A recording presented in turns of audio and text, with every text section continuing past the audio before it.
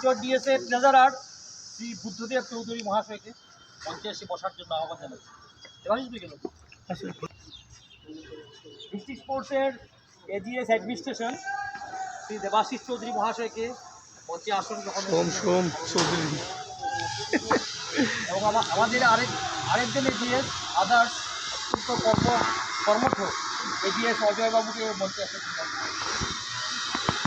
Senior umpire Shri আরাম চন্দ্র দাস মহাশয়কে মঞ্চে বসার জন্য আমরা এখানে একটা ছোট্ট অনুষ্ঠান পরিমশ থেকে এসছেন সভাপতি এবং জেলা সেক্রেটারি মহাশয়, ওদের একজন প্রখ্যাত খেলোয়াড় করিমগঞ্জ ডি ডিস্ট্রিক্টের, শুধু করিমগঞ্জ ডি ডিস্ট্রিক্ট শহরের না, অরিন্দম চক্রবর্তী শিলচরে শুরু হয়েছিল খেলা, আমি তখন ক্রিকেট সেক্রেটারি ছিলাম। অত্যন্ত ভদ্র এবং সজ্জন একজন ব্যক্তি, খেলোয়াড়কে আমি পেয়েছিলাম ওই সময়ে, এবং সে আমাদের হয়ে শিলচর জেলা দল এবং কাছাড় জেলা দলের হয়ে অনেক দিন খেলেছে।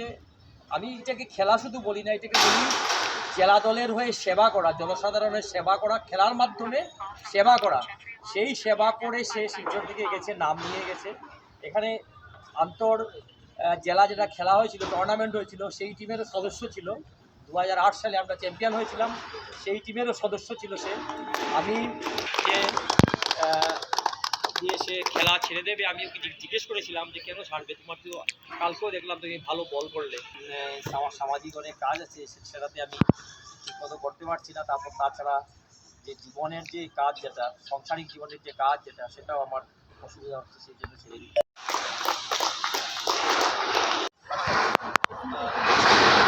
দলের যারা সহ খেলোয়াড়রা আছেন অনেকে একটু আবেগিক হয়ে গেছে। অরিন্দম রিটায়ারমেন্ট নিয়েছে এই বলে একটু আবেগিক হয়ে গেছে। আমি বলবো আবেগিক হওয়ার কিছু নয়, এটা বরং একটা খুশির ব্যাপার। কারণ